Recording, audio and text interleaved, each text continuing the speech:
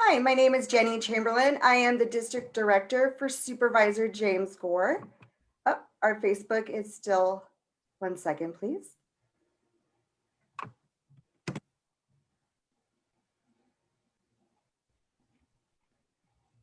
On my screen, it says you're streaming live, Jenny. We are streaming live. Hi, my name is Jenny Chamberlain. I am the District Director for Supervisor James Gore. And I want to welcome you to our series, our S2S or Survivor to Survivor conversation series. And tonight's topic will be part 2 on our 3-part insurance conversation. And tonight we'll focus on property assessment and personal contents. As we begin our webinar for tonight, I want to thank our audience for joining. We are going to divide the section into 2 parts. The first part will focus on property assessment, and the second part will focus on personal contents. And after both sections, we'll provide an opportunity for Q&A as well. So as we begin, I want to introduce our panelists, and as they introduce themselves, what I'm going to ask each and one of you to do is introduce yourselves. What fire were you affected from, and who your insurance provider is? And also, in 3 words, describe your property assessment and personal contents experience. And you have to describe it in 3 words. So Barry, I'm going to let you go first. Okay, my name is Barry Hirsch. My home was destroyed in the 2017 subs fire. My insurance carrier was State Farm. And I guess 3 words that would describe my experience with insurance. It was a forced learning experience. Annie, can you go next, please? My name's Annie Barber, and I was the 2017 Tubbs fire, and my insurance is Farmers. My 3 words would be intimidated, overwhelmed, and then relieved. Scott, can you go next, please? Sure. Scott Newman. We lost homes in the Oakland Hills fire in the early 90s and in the Kincaid fire. We had Kemper originally in the early 90s, and we had Travelers in Kincaid. My 3 words are disruptive, challenging, and renewal. Thank you. Francois? My name is François Pixin. We lost our home in the Tubbs fire 2017. My insurer was AAA. My experience with AAA was very difficult, felt manipulated, and we delegated to a adjuster, private adjuster. And Kendall, we have a special guest tonight, Kendall Jarvis from Legal Aid. Kendall, you can introduce yourself and describe your experience from your perspective in 3 words. As Jenny said, thanks, Jenny. My name is Kendall Jarvis. I'm the disaster relief attorney for Legal Aid of Sonoma County. We started the disaster relief program literally a few days after the 2017 Sonoma complex fires. I would say that the 3 words that are the best I can convey in 3 small words is knowledge is power. That is so much of the process when dealing with your insurance company. So much of this is the luck of the draw. Literally, if you have a good agent, you're going to have a good policy. If you have a good adjuster, you're going to have an easy time getting your money. If you're on the other side of that token, which generally around 50% of people are, you're going to struggle. And having the knowledge to know what is right and isn't right, what you are entitled to, is so important. I can't stress that enough, because your adjuster, if you get on the bad side of that token, will lead you to believe that they know everything and you don't. And that is a difficult place to be, because prior to this situation, people generally, survivors generally, have not studied insurance law. Why would you? It sounds awful. Nobody wants to do that, right? But in this circumstance, the truth is you do have a lot of power. You just have to understand what that means and how you can yield that power to benefit you in the best possible way. Thank you for sharing, Kendall. And I'm glad that you dug a little into that subject, because I know in working with all of our fire survivors that one of the first steps is to have an assessor come out and assess your property And one of the first learning experiences that I know that a lot of people looked at their insurance policy and thought they had more coverage or didn't quite know what it meant when the adjuster came out and he did, they did their assessments and what they based it on. So one of the first questions I want to ask our panelists tonight is, what does an insurance policy usually cover when it comes to property? Not personal contents, but the dwelling and any other structures that surround it, or the property, the land itself. Who would like to go first? Jenny? Gary. Yeah, just generally, I think I second completely what Kendall said. I mean, knowledge really is power. So, I mean, my first steps after the fire was I immediately called my agent, who, fortunately, like Kendall said, I had made my rebuilding much easier because I had a very good agent, a very experienced agent who had been my agent for many, many years. And I called him right away, and immediately he said, your property is 100% loss. It's a complete loss. So there was no question about that. Then he began to advise me of what my policy included in kind of a not in depth, because I think I visited him like 2 days after the fire, but he assured me my coverage was good, which made me feel better. But that sort of began my journey of like starting to learn what exactly is in my policy, what's covered, and how do I navigate this. And again, I don't know if I'm going into this in too much depth, but the adjuster, during the Tubbs fire, there were so many homes that were lost.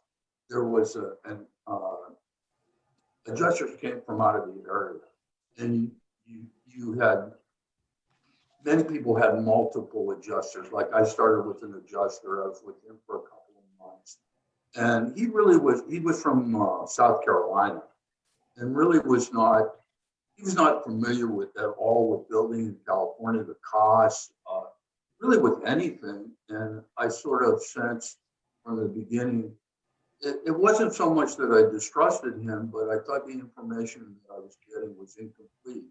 So I began to verify, and anything that he told me, I verified it with different people in my network, my agent, attorneys. We had a lot of support from legal aid and United Policyholders at that time. So, like I said at the beginning, I was learning up as I went. That's just a little background from my experience. Thank you. I'm going to go to Francois. Francois, and if you can share with our audience, generally, what does an insurance policy cover, and what were your first steps? So first of all, I did not understand any of it, right? I didn't even know what dwelling means, what code upgrade means, and all of that was very complex and unknown to me. My understanding, reading the documentation, the policy that we first was to get the policy, okay? Because we had a summary, which was very confusing with AAA. So the first step was to get the policy. The second step was to, we got solicited by the insurance with a first lump sum. And that was very surprising. Out of the blue, they were forking $10,000 or $15,000 to us, with, oh, we need to help you to, within the week after the fire, to help you to find some place to live and so forth. So you feel like somebody is sending you funds, not understanding what justify it. So it was even more confusing. Then we honestly started a dialogue with the AAA adjuster and realized that that person was in fact holding information in and giving us always a layered type of answer so that we were satisfied some way, you know, with the answer, but that answer was not complete and had to be readdressed later on. So that's why I say in the 3 words, I felt I was manipulated, okay? To a point that we went to the AAA office to complain because we were in total distress. And then, you know, things for example, when their estimator came on site, the guy was acting, you know, kind of like on the human side, but let me understand, for example, that he was doing me a favor of lifting up the value of the house that didn't exist anymore, right? And that was very shocking from a lack of professionalism, okay? So when I saw those patterns in the way we interacted with the insurance, our frustration was to the top, you know, and we felt we were totally lost. Thank you for sharing. I'm gonna go to Annie. Annie, can Okay. you share your experience?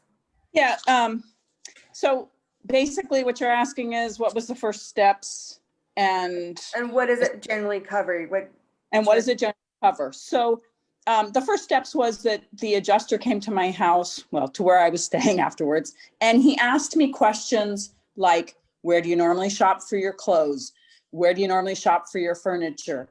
And set a tone for my lifestyle. So therefore, taking that and transferring that into the contents and the style of my house, asking if I had crown molding, chair rails, fans in every room, you know, all the details of your house, what kind of countertops you had, so that he could recreate it financially in his mind. What brand of appliances did you have? Did you have any collectibles? So that was all stuff to really think about and take your time to get through to make sure that you painted the right picture of what you had. But what the insurance policy covered generally was your rebuild. A lot of people have a percentage for replacement cost. Mine was an additional 20%, which ended up being, you know, $80,000, which is a lot. Code upgrades, which again, I had that amount, and my code upgrades were 68,000, so that covered it. Landscaping, other structure, debris removal, irrigation. And assessing my property, there really wasn't much to assess physically because there was nothing left. So they went out there and took pictures. And I was very fortunate. I had farmers. I had the same 2 adjusters throughout the entire process, and they were wonderful. And they walked me through it. And it is a learning process. But the biggest thing is that first interview, I think. Making sure that you tell them, express to them what your lifestyle was so that they duplicate it in your home. And how about you, Scott? As I mentioned, our insurance company was Travelers. We had a farm and ranch policy, so maybe very different than a lot of people's policies in terms of what it covers. I like what Kendall said, which is all these policies are different, and it all starts with reading your policy. And if you have a broker that's willing to help you with that, so much the better. Kendall's there to help. It's really important. I think Barry touched on that point too, and I couldn't agree more. We were lucky. Our broker has an in-house claims representative, and she met with us first and walked through the policy, explained there are 29 different claim numbers, which made it fairly complicated, but lots of different limits. Some limits are, you know, like Annie said, the dwelling limit's $1 million, and then if you, for code upgrades, you have up to an additional 25%, and if you had high-end improvements, then there's another 25%. So, and you don't get a lot of that unless you actually rebuild. So again, understanding your policy is critical because some of these things are complicated if you're really going to kind of capitalize on the policy that you hopefully thoughtfully shopped for and obtained before the fire. I guess the initial meetings were a little bit like what Annie talked about. The adjuster really needed to come out and get acclimated. There was a lot going on. He came out, I think it was still, well, maybe just after the evacuation order was lifted. So there was still a lot of stuff going on, lots of PG&E, AT&T, all kinds of trucks and vehicles and trees down and bridges burnt and all that sort of stuff. Our experience has been great with them. Let's see, to get to a point. I think I started a documentation process right out of the chute. Everything that you do, every way that you kind of interact with your once home or your site or your ranch in our case, reminds you of things. And if you don't write them down, there's so much going through your head, you'll forget about it. And so just start writing stuff down. It could be random on, I got one of these little Farm Bureau or notepads that I always have kept in my pocket since the fire, and I'm still writing stuff down when I go to reach for a tool or something. Oh, geez, my God, I forgot it's not there anymore. Our insurance company had let's see, we're not talking personal property yet. On the property side, yes, they came in, they gave us a quote for how much the debris removal was going to cost. Again, gets back to the point of understand your policy, because some insurance companies, ours was one of them, said we're going to give you $65,000 for debris removal. I found I could get it done for $25,000, and so I can earn that difference. They won't pay it to me until I've spent all of my property limit, but I'm going to need it at the end of the day. So again, one of the complexities, but make sure you know your policy, get a professional, Kendall, or your broker to help you understand it. I think that's. Thank you, Scott. Also, Kendall, kind of going back to you, I think the common theme here is, in terms of the first steps, besides the adjuster coming, is know your insurance policy. Is there any tips centered around that you can offer our audience? Absolutely. Jenny, you know me, I could go on forever. Yes. But realistically speaking, there are a lot of important things that hindsight shows, meaning that when you're in the beginning of this experience, there is sort of a lack of understanding about what your insurance company is going to do. And the reality is every insurance company kind of treats things differently. Like, yes, there are laws that are supposed to oversee the process and are supposed to, dictate your experience to some extent. But there's also this unusual situation where you're going to have a different standard of proof, may you call it, or a different level of difficulty, depending on who you're dealing with. That's true of which insurance company you're dealing with, and also who your adjuster is. So a few things that I would say is, number one, we're in the middle of a crisis right now. The crisis is ongoing. And fortunately, our community at this point in time is safe, but that doesn't mean that we've seen the big picture just yet. It's entirely possible that the Department of Insurance, the commissioner, comes out and says, insurance industry, please do this, so these people don't have to go through more struggle or travail than they already are going through. That happened in 2017 in regards to personal property, and was really important because everyone felt so pressured to get this list of every single thing that they lost, literally days after they lost it, which is inhumane in my opinion. But beyond my personal feelings on the subject, that kind of contractual obligation was really designed for someone broke in and stole stuff from me. It wasn't designed to put people in a place or a position where they had to relive that pain. And you take a little bit of time and take that deep breath if you can, and obviously if your adjuster's on board, be kind to yourself in that way. You have a right to have time to make that list.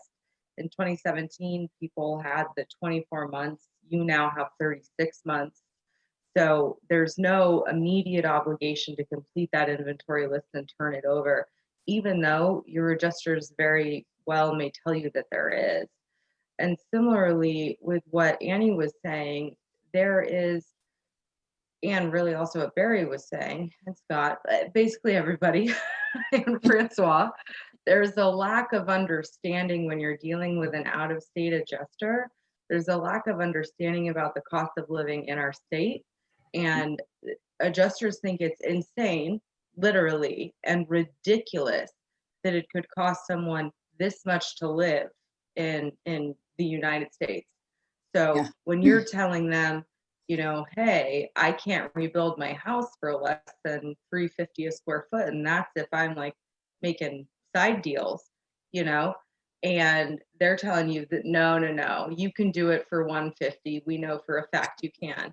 And you go through the same stuff with your personal property where you're like, I bought this from Pottery Barn, or I had this, you know, made, or this is a family heirloom, and they're telling you, no, there's a couch that's quite similar at Walmart.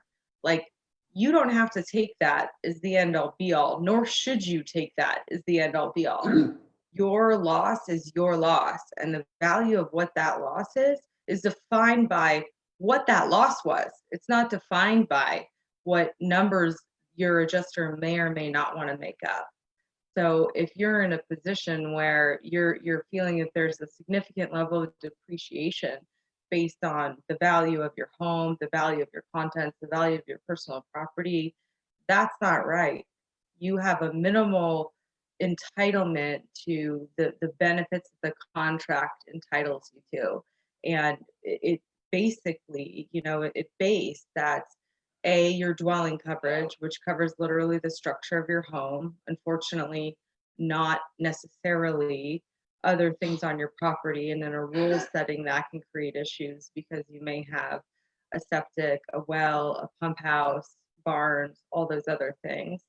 Other structures is designed to cover literally other structures on your property, not including your dwelling, but nearby it. So it could be a pump house. Some insurance companies allow it to be more than that. If you have a policy or a rural policy like Scott did, you can get potentially more coverage for some of those other things. Then obviously there's personal property coverage, and there's also loss of use or additional living expense coverage. But it's really important to note there are other coverages in your policy that aren't out there and obvious. You get your declaration page, and basically you're told that there are 4 to 5 buckets: your dwelling, your other structures, your personal property, your loss of use. And sometimes they include the fact that you have extended replacement cost coverage and or building code upgrade coverage, but not on all declaration pages. So you may have other coverages, you likely do have other coverages that are in your policy. And whether they're big ticket items like building code upgrade or extended replacement, or they're smaller items that still make a giant difference in the end, like debris removal, trees and shrubs. Some policies, like with Nationwide, have additional extensions if you happen to be in a state of emergency. Those are really important to know about. So I can't stress enough what Scott and Barry said about reading your policy, understanding what the coverages are. You don't have to understand every word in that. Lord knows we could all argue about what these contracts mean, because the truth is they are not written very clearly. But at minimum, we can all understand that percentage.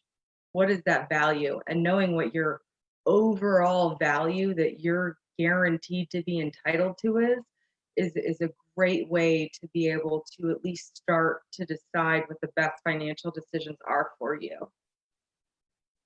Joel. And then one last question before we go to our audience for Q&A. Many of you talked about adjusters.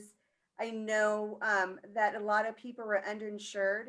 I was speaking with someone today, and she told me, if you give any advice on my behalf, tell people to immediately go on Trulia or realestate.com and take a snapshot of what your property value is worth right now before it changes. So that's one tip she offered me.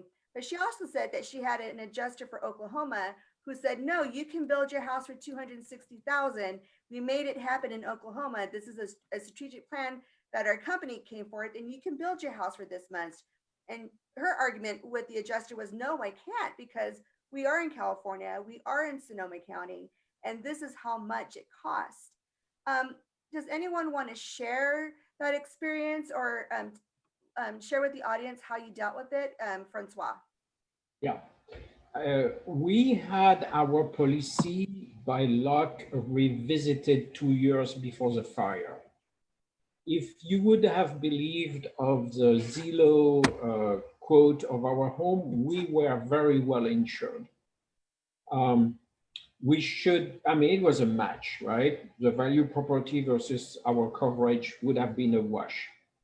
What it ended is it roughly, rebuilding the exact same dwelling was twice what the value of the dwelling was at the actual date of the fire. And that was the reality we faced. And we have to fork everything plus personal funds in order to rebuild, even the house we had. So that's an experience I want to share, despite a very good starting point, right? Yeah, that's what I wanted to share. Barry, you had your hand up, and then Steve. Yeah, there are a couple of things about my experience. I had State Farm, which many people were very unhappy with State Farm, although my experience proved to be actually very good in terms of the structure. Not so great with the personal property, but I guess we'll get to that in a while.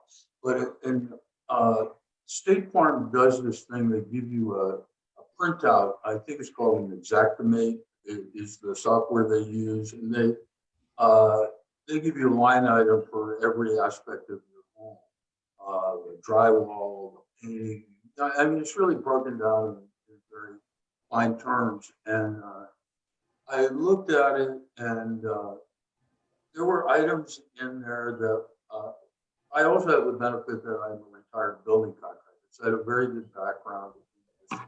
And, I feel that I came to this experience with a lot of tools. The fact that I spent my life building residential houses. So I had a big background in that. My son is an attorney here in Santa Rosa, which also was a big help. And I had a really good insurance agent. So all those things were really lined up well for me. But anyway, as I went through this Xactimate thing, I went to my agent and I said, okay, the drywall bid seems pretty good. The lumber is not, it is low. And the painting is really high. And he said, well, the items that are low, challenge them on that, show them, give them documentation, show them your bid on that, and that'll work for you. And I said, well, what about the items that seem high, that were they giving me too much money? He said, just forget about those. So he sort of guided me through that process. And I found that documenting, and this is a lot of work. So in terms of, and the same is true for your code upgrades.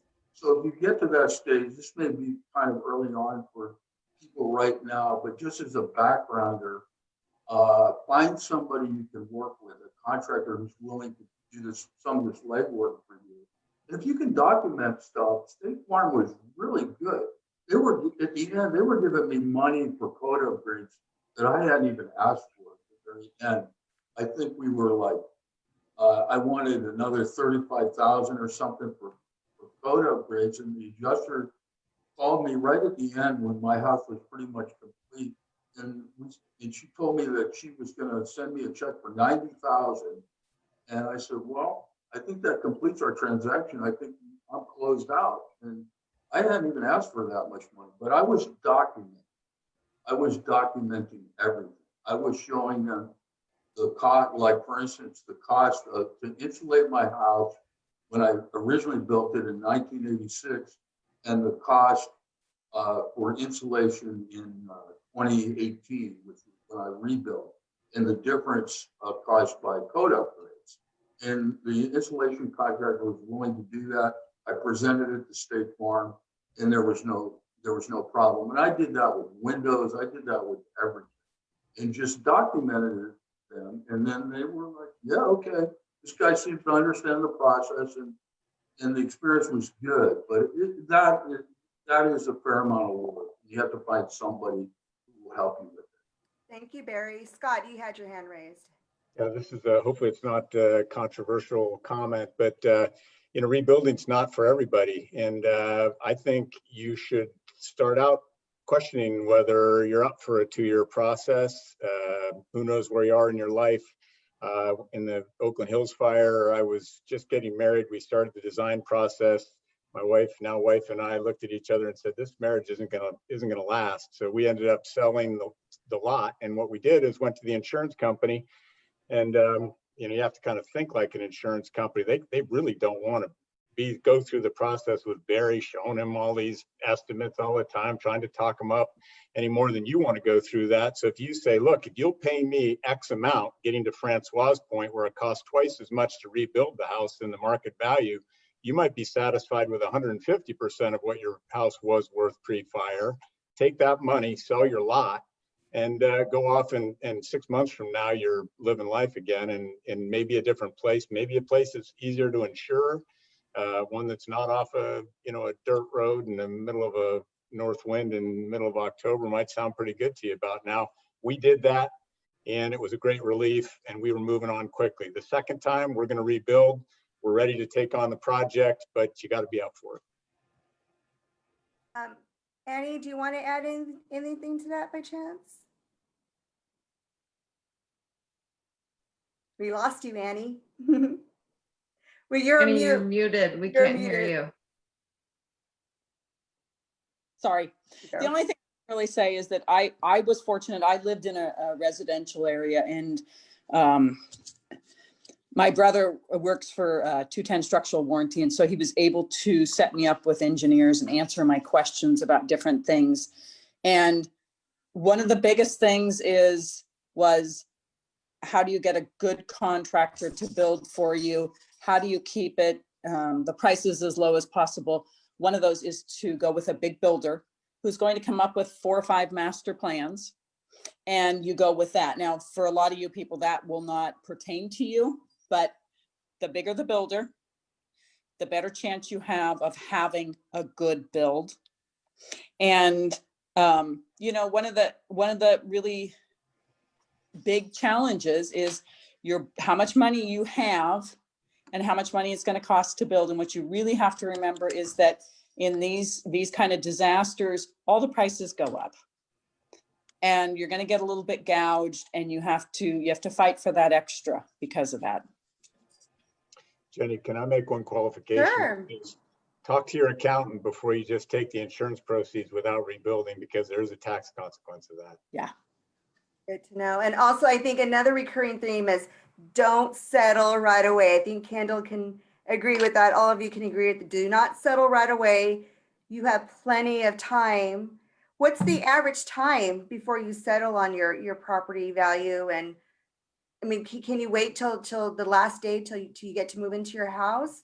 Kendall, can you answer that question, please? Yeah, on the underinsurance piece really quick, there is a bit of a history there that is problematic. Basically, in the Oakland Hills fire, I actually lost my home as well when I was a kid in the Oakland Hills fire. And in that fire, there were a bunch of builders that came in, and people used to have what's called guaranteed replacement coverage. And these builders were like, okay, it costs 2.7 to rebuild your home. It costs 1.8 to rebuild your home. And people were like, that can't be possible. And everyone thought that wouldn't happen because they thought that market forces, there'd be enough competition in a place like Oakland that it wouldn't be possible. But the reality was it was possible. So because there was all of this sort of exorbitant charging, the Department of Insurance and the insurance industry got together and decided that they couldn't maintain this guaranteed replacement in the event there was ever a massive event, God forbid, bigger than the one that happened in Oakland, which was, I hate to say it, but now just a few hundred homes, which to us seems like a blessing, not, the destruction that it felt at that time, right? But from there, insurance companies took away guaranteed replacement and they provided alternative products. And those products were referred to as extended replacement cost coverage or replacement cost coverage and or actual cash value policies. If you have any of those policies, they actually don't account realistically for the cost to rebuild your home in the event of a total loss. Insurance today, because of what happened in the Oakland Hills fire, is really based on what is your financial interest and how much financial interest can we secure for you. And that generally happens based on the demographic your insurance company believes that you're in, meaning how much insurance will you pay for, and also the value of your property on the open market. So many people will get, initial payouts of a couple $100,000. And I think everyone here would agree that we all thought a couple $100,000 in the bank sounded like a great idea in 2017, only to find out that, a builder's like, no, you can't build a house for that. So there's this sort of disconnect in terms of what your policy represents from a legitimate standpoint and your actual financial needs. So being aware of what that is as early as you can is empowering, to say the least. I mean, if you can talk to a builder, if you can talk to someone who's rebuilt and had a similar home, even similar square footage, and say, what did you pay? Because I will say that even in Coffee Park, which we had expected would be some of the less expensive homes to rebuild a home without taking a significant risk with sort of an inexperienced builder, everyone was paying around $600 to $650, and that was not, they weren't doing anything grandiose. They were trying to save themselves money. So knowing what that option is important. And also the underinsurance piece by and large is an unsettled legal issue, meaning that theoretically you're only entitled to what your contract says you're entitled to, but that doesn't mean that it isn't worth it to argue with your insurance company and say, how did I get here if you do find yourself to be underinsured? Because at the end of the day, people go to a professional, they go to an agent because they believe that person knows what the heck it is that they're talking about, not because they think that they pick a random number out of the sky. And because most people's coverage is so random, like, here's my $437,212.36, we all believe it has to mean something, because why else would you pick such a random number, right? So there is some potential liability there. It isn't easy. A lot of attorneys will disagree with me on this topic, but it's worth it to try if you find yourself in a difficult situation where you're underinsured and you really don't know how to address these issues. And there are also potential other resources. You can reach out to me and or Jenny with FEMA and other things that may be able to help too. Thank you, Kendall. Now we're gonna, before we go into the personal content section, I'm going to switch to our audience and ask our audience if you have any questions. You can either type in Q&A. If you type it in the Q&A portion, I will give you an opportunity to speak, or if you're more than welcome to type it in our chat. And for Q&A, I see that Monica Munoz Torres has a question. Monica, I'll go ahead and give you the opportunity to ask the question. Thank you, Jenny. Hi, everybody. So this has been incredibly illuminating, and I'm so grateful for the time that you're spending with us, sharing this type of information. You're touching our hearts and making it already a bit easier. There is a situation that many of us find ourselves in, which is this place of partial loss. Not total loss of the dwelling, but cracked windows, melted windows or doors, and smoke that came in the house, and the house is not livable. All structures are gone outside of the house. So we're wondering if you could share some practical advice that you may have learned in this experience that we could use into, with questions as simple as, what do I claim? What do I not claim? Or Before I go to Annie, Monica, you raise a really good point, and that's something, a webinar that I will definitely create for you. If you and I can touch base tomorrow, and you can give me some ideas of what you're looking for, and we'll have something dedicated to that. But I think Annie and maybe Kendall might have some answers for you. Annie. thank you. Yeah, this was something that we kind of looked into pretty extensively in the Kincaid fire and how to help those people, because there was a lot of standing homes, and there can be a lot of damage to your home from smoke and heat. And if you go on the United Policyholders website, they have a ton of information. It can bubble your paint. It can expand your windows, the moldings around your windows so that they don't seal properly. It can damage your concrete outside, your cement, all your vegetation outside. Your insulation can have smoke damage. Your walls can have smoke damage. All your carpeting, it can be very extensive, and you don't want to just say, sure, come in and do a $10,000 clean and I'm good. You want to make sure that your house is taken care of properly. But it does, on that site, it does have, I wish I had the paperwork, because I think I printed it out for Jenny even, or sent it to her, but there's a lot of things to look at and to question. And the other thing that I have to really express is that if anybody in your house has any adverse effects from living in the house, you need to get them to a doctor and get that documented, because that's another part of the whole picture. And to Kendall, follow that, yeah, thanks, Jenny. To follow that, the partial loss issue is difficult because a lot of insurance companies have spent a lot of money to claim that smoke damage is not something that actually exists, meaning they'll send in Mary Maids or ServPro to clean your home, but they don't understand the level of impact, especially in terms of the toxicity that exists in the aftermath. You can get a specialist. You can request that your insurance company, or really, in my opinion, demand that your insurance company send a specialist, not a cleaning person, but somebody who has significant knowledge about toxicity and smoke damage to come in and test your house and the materials of your home. And you have a right to make claims for anything that's damaged as a result, especially if fire touches your property.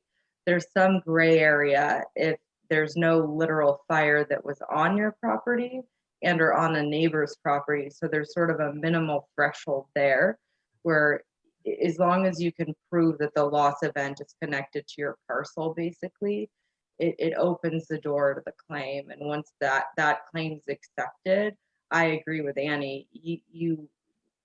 It's going to take a lot of advocating. I will say a lot of people that had homes still standing told me, I wish that I had lost my home. And that's not something that you ever expect someone to say, because everyone is sitting there wishing that they didn't, So if you need help with that kind of thing, feel free to reach out to me as well. And I put United Policyholders website in the chat. And then Barry, one more comment. Yeah, just quickly for you, Monica, and I'm really sorry for your loss. Scott alluded to this earlier when he was mentioning the possibly selling the property. These things are negotiable with an insurance company. When they make you an offer, that doesn't mean that's their final offer. And it sounds like you had a lot of smoke damage. You had some cracked windows. That sounds like the damage is, to me, is fairly extensive. So I would agree with Kendall to have somebody, an outside expert, a third-party expert, come in and assess your property. Then advocate, based on their findings, advocate strongly with your insurance carrier, your adjuster, whoever you're dealing with, and not accept their offer. Say, this damage is greater, and they provided you with a place to live. I mean, hopefully you have a place to live now, and they're giving you funds for a place that's equal to your residence. So hopefully you're safe and have a living situation, or on your way to a living situation course, is the primary first step is to find a place to live. So you can settle in and face the challenges ahead of you. But yeah, don't settle right away. Get outside help, especially on this, because it's very subjective. And yeah, negotiate, advocate for yourself. Thank you, Barry. And Moni, if you have time, either tomorrow or Friday, I would love to touch base with you. I do have a group of people that I reached out to who had smoke damage and other partial damage that I would like to work with them on and doing a special webinar for these purposes. So I would Thank love you. to connect with you so you can let me know what your needs are so I can properly address them as well. Thank you so much, Jenny. Yes, let's connect tomorrow. Thank you. Thank you. So we have time for 2 more questions. Cami Kent asked, are you even able to get insurance for more than what your property is worth? I realize it would cost, but it would cover inflation. How do we get forward in finding insurance that will cover us now? Who wants to Possibly, tackle but that one? possibly not. The reality is the Department of Insurance oversees the setting of rates and the standards associated with that. So insurance companies can get fined for over-insuring people just as much as they can get fined for under-insuring people. So it's the way that the current system is set up is not that helpful for the average individual. But I can say if you go to a contractor or someone that says, hey, I know for a fact it would cost, 950 grand to rebuild your house, and you take that to your agent and you say, I need this much insurance, they have an obligation to provide that much insurance because it's based on an actual need. And the other thing that the insurance industry hasn't really caught up with quite yet, but probably will now that I'm saying it on Facebook Live, just kidding, is the fact that the laws changed since 2017. So the coverages that you have a right to access those coverages as sort of one giant bucket instead of looking at it as really separate buckets, which is how it was before. So there are potentially ways to do things like increase or over increase your personal property coverage to pad your coverage a bit if you need that. I mean, the only thing I would say about that is obviously be transparent with your agent, but outside of that, it's a potential way of increasing what the allotted ability of any given insurance company is. Great, thank you. And one more because we're running out of time, Scott. Just a quick question or a quick comment related to that. I actually, after the Tubbs fire, I insured our houses for $700 a square foot. And we're still finding that the insurance company's coming up a little short in replacement costs of some of our houses. I said, well, you're not even close to 700. They said, but we're gonna pay for what it actually costs. And even though we were paying a premium that was underwritten based on $700 a square foot, so you can't overinsure, I guess, in that respect. At least that's what they're telling me. But to relate this to the point, and going back to Francois's comment, if your insurance could be higher than the market value of your house. That's a different issue. And I just want to make that distinction. Thank you, Scott. Before we go on to personal contents, I just want to read a comment from Valerie Brown from United Policyholders. UPH will have a webinar on partial loss and smoke damage on October 7th. And she listed the website in the comment section. We'll also send you information via email regarding this webinar, as well as on our Facebook. Now we're going to go on to our second subject, personal contents. Everyone's like making faces because I know that this is probably the biggest headache of all that everyone had in this process. And I know a lot of the laws have changed. I heard stories of we had to list every single piece of socks, every pair of socks that we owned, my toothbrush, my toothpaste, whatever. I'm exaggerating, but what was, how did you tackle this, Annie? Annie, how did you, first of all, when you first saw this, was it when you first had this issue or the situation happen to you, were you like, oh man, I just can't wrap my head around what they want for me? Or how did you react, or how did you go about with the personal contents? Well, I think initially, quite frankly, everybody's in shock. And so you're just kind of a robot trying to do the things that they tell you to do. But the best thing I did, and let me tell you that I'm with Farmers and they offered a 75% of my contents without making a list, which I declined. And then they came back after the insurance commissioner prodded them a bit and they came up with 100%. But before then, I had gotten 2 notebooks. One went to my son and one went to me. And every time you thought of something, you wrote it down. And, you know, it's, you can go room by room and that's effective. But then there's also that point where you're like, oh, but wait a minute, I had this, where was that? I spoke with the president of Farmers Insurance for about an hour and a half on the phone. My brother set me up with him from the Oakland Hill fires. And he said, the biggest place that people lose money is everybody has a junk drawer in the garage, in your house, maybe in the bathroom. He said, do not undervalue those. Do not dismiss those. He said, the amount of medicines and toiletry things that you have, that can add up. All of those little things. So don't forget those.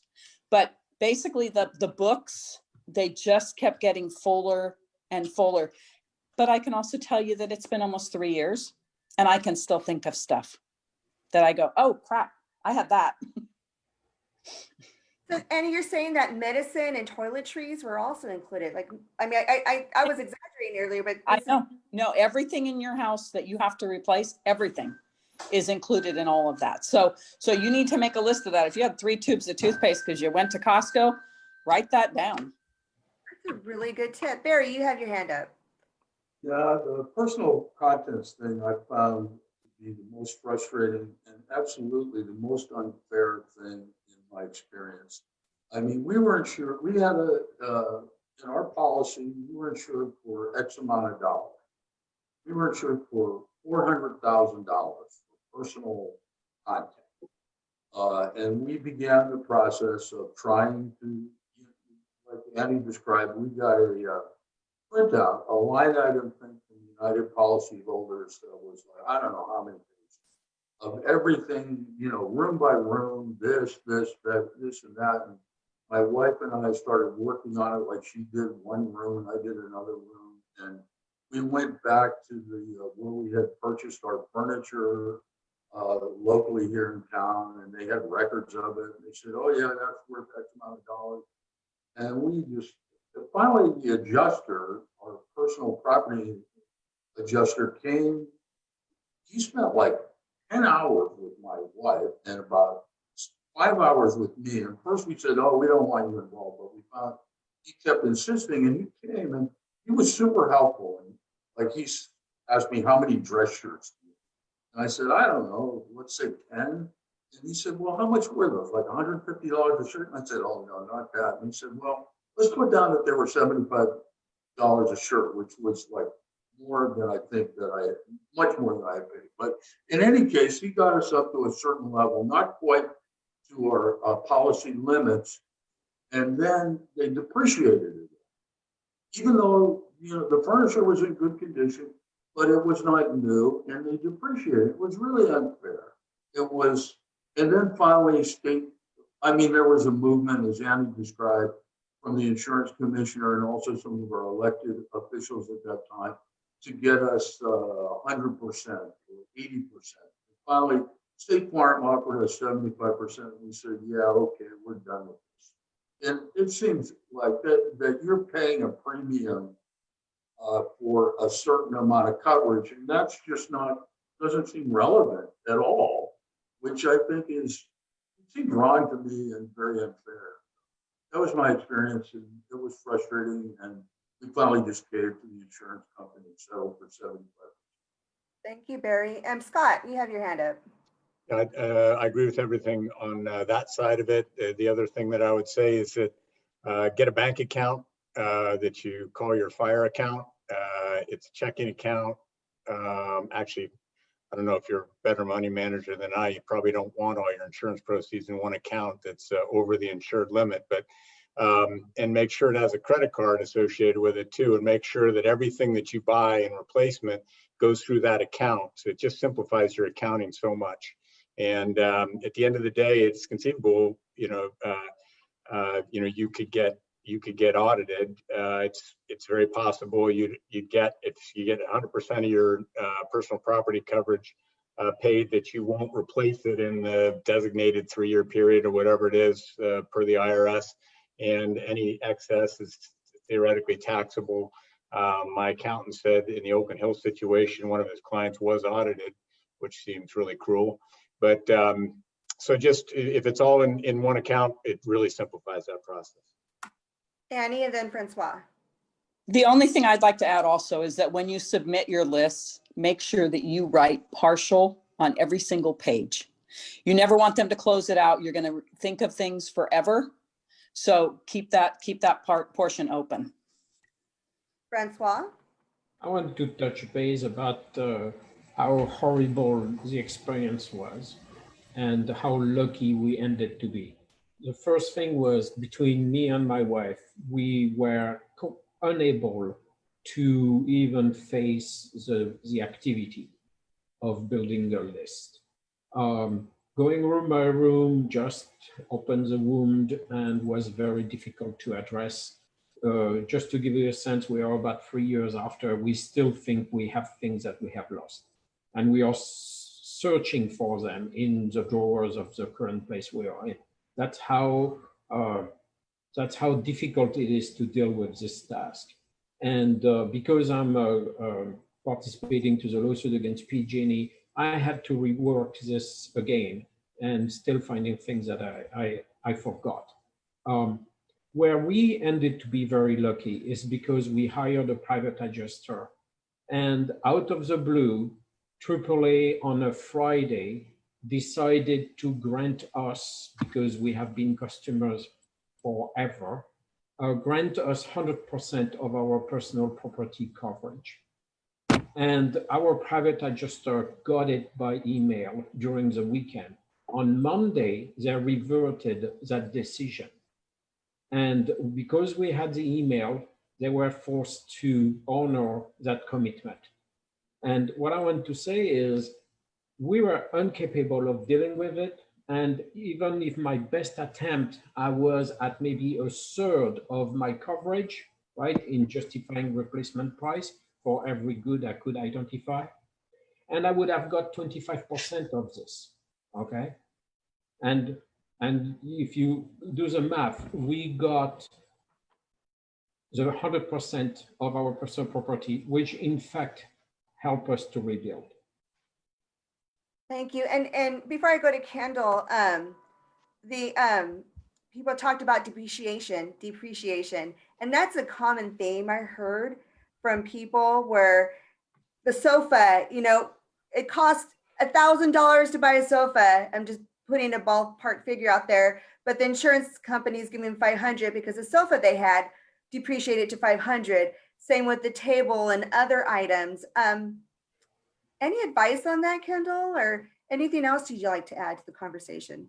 Yeah, first of all, about the AAA piece that Francois was talking about, AAA did come out after the Department of Insurance Commissioner requested that insurance companies not require itemization, and they did agree to pay people 100% of their contents. So that can happen again in this scenario. That happened, I would say, maybe 4 months after the 2017 fires. So it does take some time for that to unfold, which is why, my advice before, be patient with the personal property piece is super important.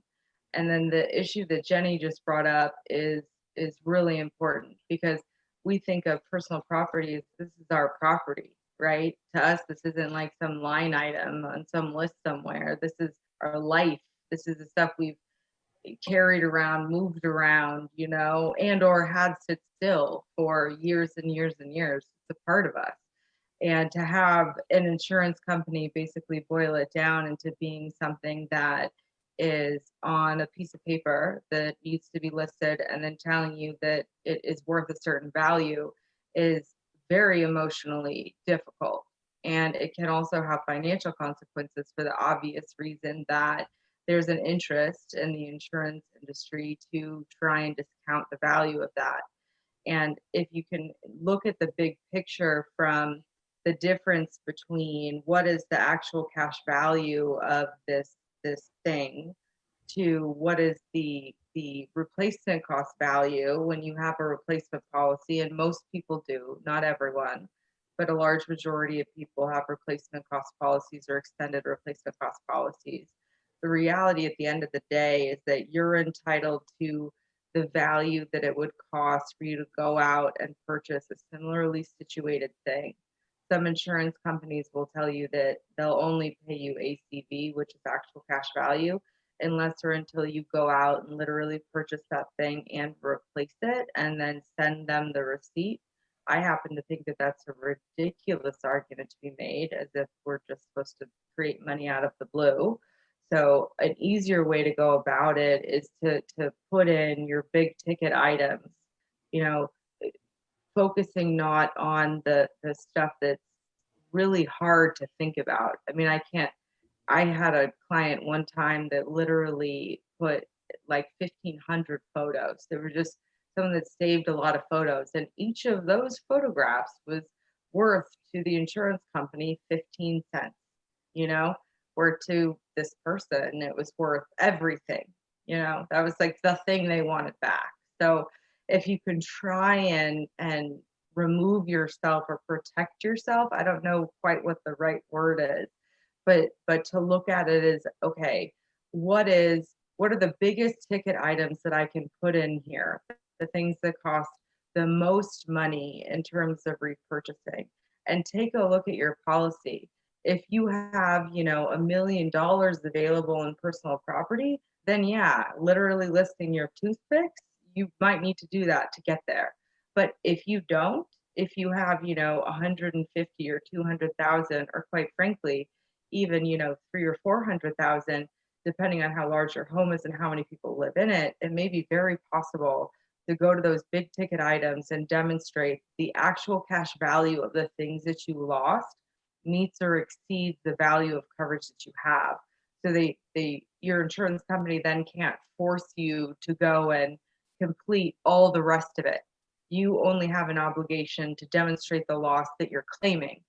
So if your lost claim is up to your policy limit, there is a huge part of that that says, okay, all of my big ticket items, if I added them up and, you know, you depreciate them, I get to 250, and that's the coverage you have, then you shouldn't have to go further than that.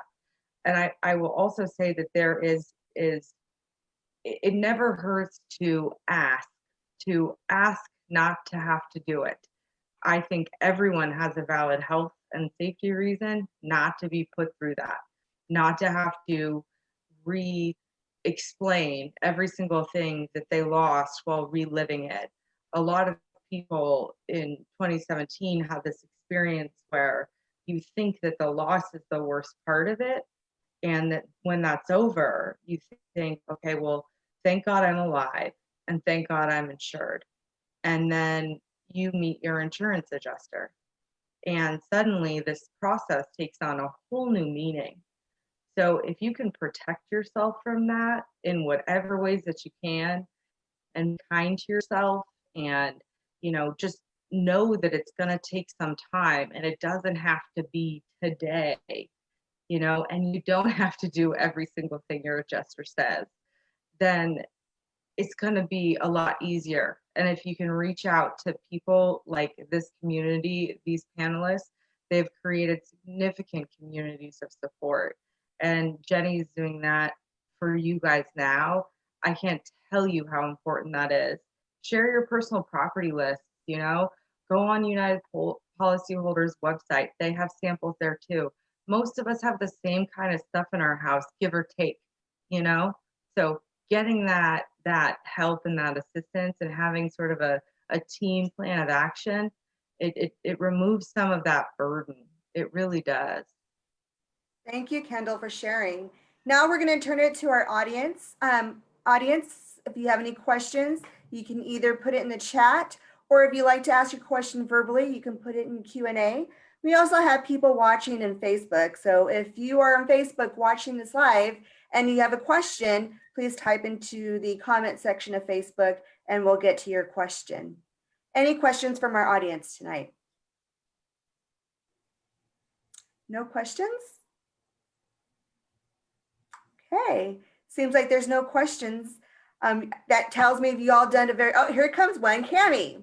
Cami says, I was in the Tubbs fire and lost everything.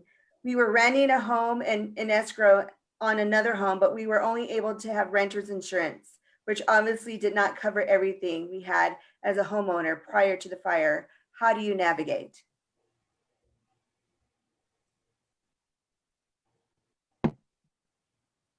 That's a difficult question. No, I don't have Marianne, any. you wanna go? I have no idea. That's a difficult question. If you were in the middle of escrow and your home was potentially in danger, jeopardy near a fire zone, there may be some potential liability policies that can come into play in that kind of thing. That kind of thing it's likely that it's worth it to talk to a private attorney to see if there's a potential avenue for recourse, because that just sounds really unfair. Yeah, I agree. Thank you. I also want to remind our Facebook audience, you do have the opportunity to type a question into the comment section. And this audience, you have an opportunity to type Q&A if you want to verbal, or comments if you have a question you'd like me to read out. Daniel Grout has a question. Daniel says, I have spoken to some of you before. This is not a question, it's a great comment. I've spoken to some of you before the series, and it's so empowering and uplifting to hear your advice. Thank you. We do have a question from Rob Roper. Rob, I am going to allow you to ask this question live. 1 second. Hey, Rob, ask your question, please. Hi, apparently the fire was right at the time of our renewal. And depending on whether it was after the renewal that limits were higher, and if it was before, the limits were less.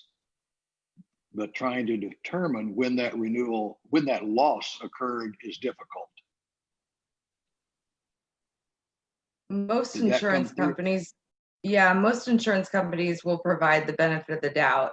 Everyone has renewals at different points of times. It's kind of like car insurance where, you know, your tag is September, October, November, December, January, right? It's the same kind of concept with homeowners insurance. So what we saw in 2017 and even with Kincaid is that most insurance companies automatically respected the newer value if there was a question about the loss. And I will say if they don't and they can't prove that your loss didn't occur prior to the renewal, because I don't think anybody can actually prove that based on the terrain, then you would be given the benefit of the doubt, because insurance contracts are considered contracts of adhesion where there's naturally a turn in favor of interpretation for the insured.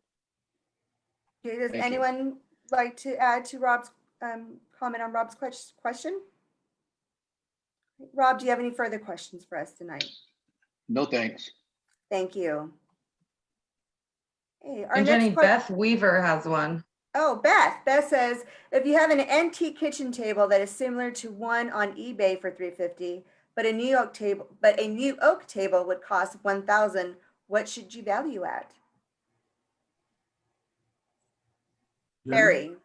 Yeah, I know I had some neighbors who had antique furniture and they actually described it and got an appraiser, an antique appraiser to value the item. That I had no antiques, but anecdotally, that's maybe some helpful information. Francois, did you have your hand up? Yes. Francois and then Annie. I just would like to put a comment on the insurance, and the question with the renewal insurance triggered a memory about some people canceled their insurance because they didn't have a house anymore. So it was logic to stop those payments. and it was a big no-no. Yeah. And the advice is to maintain it. I want to make sure that this is a clear information. So Kendall, you may want to comment. Yeah, I totally agree with that. You shouldn't have to pay the same amount of insurance, but because if there's not a home on your property any longer, obviously, but you should maintain insurance if minimally for liability reasons.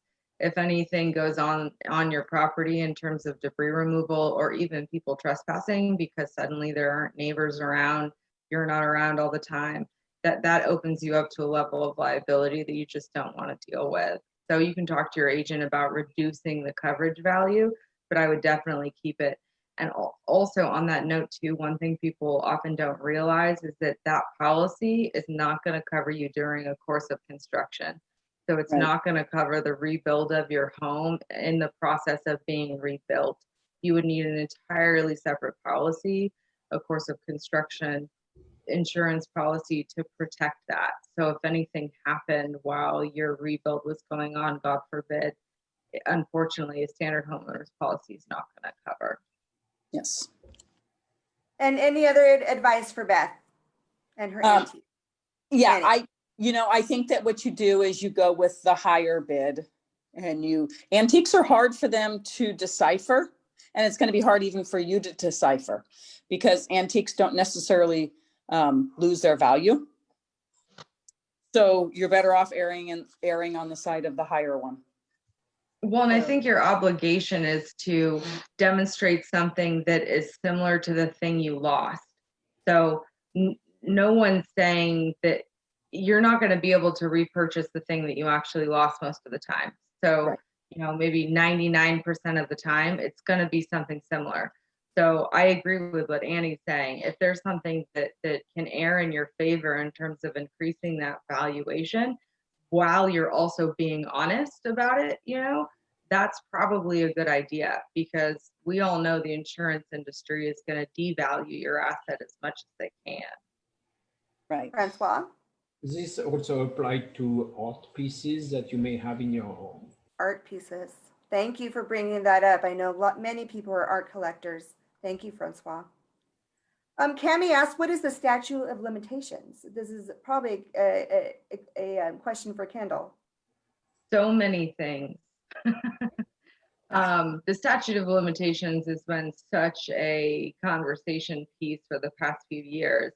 Initially, your contract is going to tell you most likely that you have 12 months from the date of your loss to sue your insurance company. The reality is there is a law that kicks in, which was different in 2017 than it is today. In 2017, it said if you're in a state of emergency, right, or federally declared disaster, that 12 months is going to be extended to 24. Now, that 12 months is extended to 36 months. However, there's still this gray area because contract law does govern contracts, right? So the contracts still often say 12 months. So at the 12-month period and or prior to, if you want to, it makes a lot of sense to get in writing confirmation that the statute of limitations is not running and or will not run unless or until your claim is closed, and that from the date of the closure of your claim, you have 36 months from that point in time to then potentially file suit against your insurance company. Thank you. Going back to our audience, before we provide closing remarks, just checking to see if there's any more questions that we can answer for you tonight. And also going back to our Facebook audience, any comments or questions you have, please post them in the Facebook comment section. Well, it seems like there's no other further questions. As we close our tonight's session, I'm going to start off with Barry because he's on my upper left-hand side. What are some final tips that you can give those who are encountering their insurance adjusters or barely starting to open up to having to deal with personal contents any advice or even methods of record keeping that work best for you that you can share? In terms of record keeping, I would agree with Scott mentioned that earlier, and I think documenting everything, having folders either in your computer where you keep things, possibly scan documents into your computer, and then have folders for each aspect of your rebuild or your insurance effort, so those things are accessible for you. I think a lot of our panel gave some really good advice for people. I think something sticks with me with something Scott mentioned earlier, and as I think back on my process after the fire, I know that sort of I mean, I really rushed into the rebuilding process. I jumped right into it. I was like very proactive, which is kind of my nature. I was at an architect's office like a Wednesday after the fire on Sunday night. I was at my insurance agent. I was really plowed forward. My wife and I briefly had a discussion about rebuilding, decided we wanted to do it. And as I think back on that, you know, almost 3 years later, to possibly that we may have thought this through more. I'm more in an age group. I mean, I'm in my early 70s, and you know, I think to assess where you are, and it's extremely hard after the loss and the experience you're going through. You're inundated with so much. I mean, there's so many considerations you have. I think after the fire, we talked about it. It's like a day seems like a week seems like a month. There's so much you're dealing with.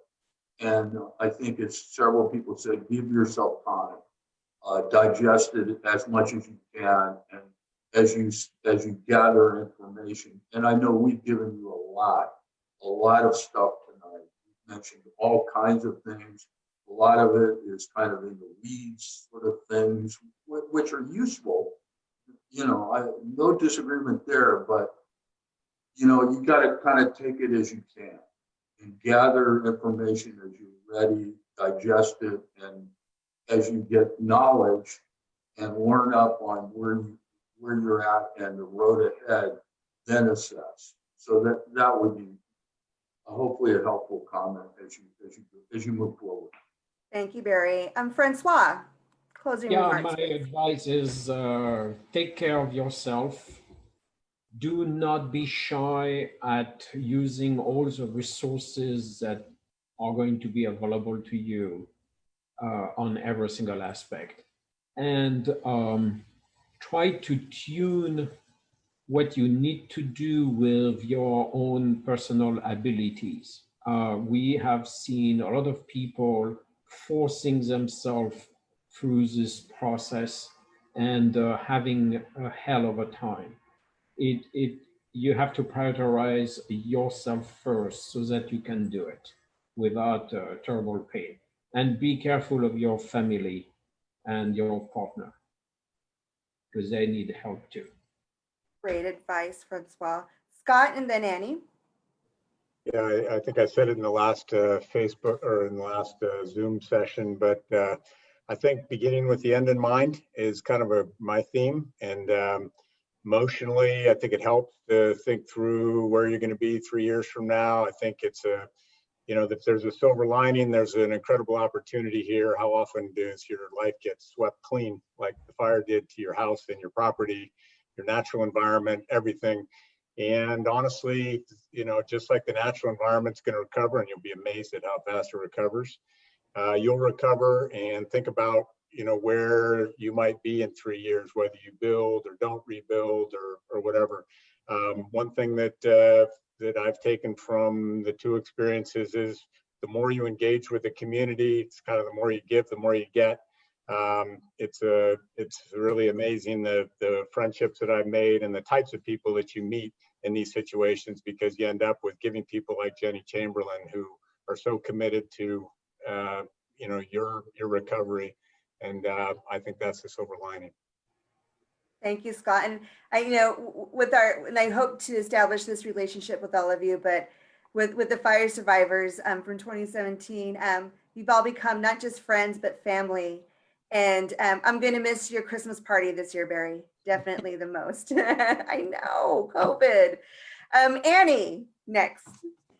I think the biggest thing that I can say is community, community, community. I'm part of Coffee Strong, and the silver lining to our entire neighborhood is our community.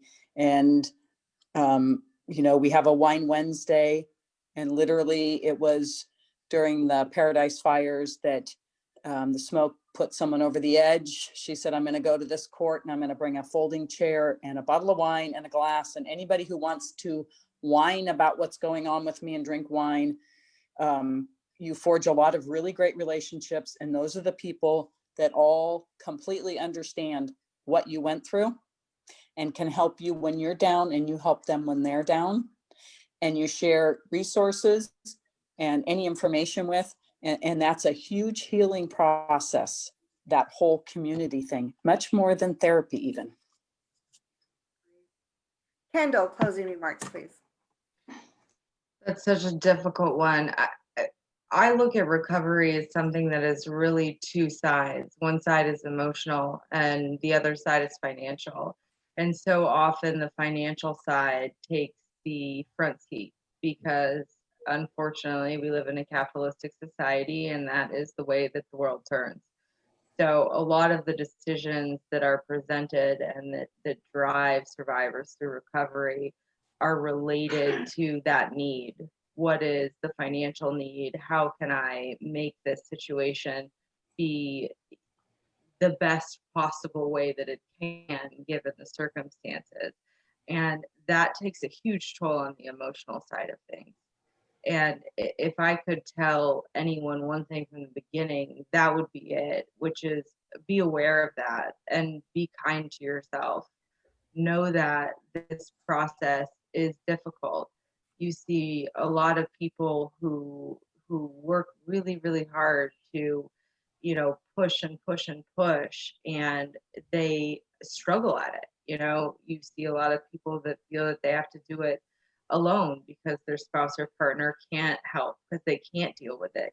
So if you're in a situation where you feel overwhelmed, reach out to any of us, talk to us.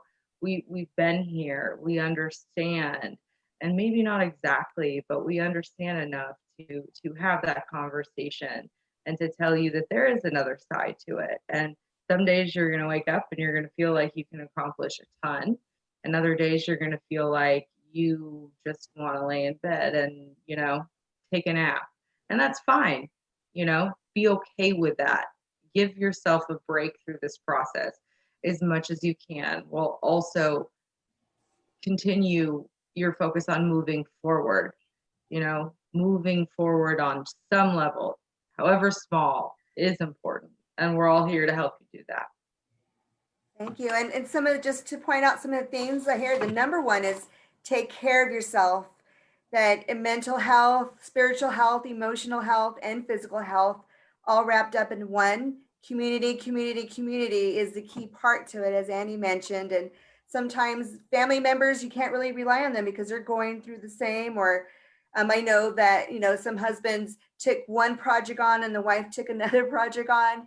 But the community is really the key component because it provides support and encouragement through this process. And it really lets you know that you really, truly are not alone. Another component take your time. That's part of taking care of yourself. Do not rush. Do not feel like I have to hurry up and take care of this. I have to hurry up and find out who my contractor is or what my property's assessed at. In terms of the assessor's office or taxes. Take your time because this is a journey. It's not going to be completed next month or the month after. It is a journey. Take care of yourself and take your time. Keep detailed records, which way works best for you. Last week we kind of talked about the different ways to take your records, but record keeping should be a priority. And one of the ones that Francois said was, I can't read my own writing, but that's okay. You all heard it. But again, I just want to thank everyone for joining us tonight. Next week, we end our insurance series on ALE, additional living expenses. We'll invite both Kendall back and UPH, and we'll have a different panel of fire survivors on the topic. And also, Monica, I will also work on doing one for smoke damage and partial damage. In addition, UPH is having something on October 7th. Again, thank you very much for joining us tonight, and I wish you all well and a wonderful evening. Goodbye. Thanks, Bye. Jenny. Bye. Bye. Yep. Good luck.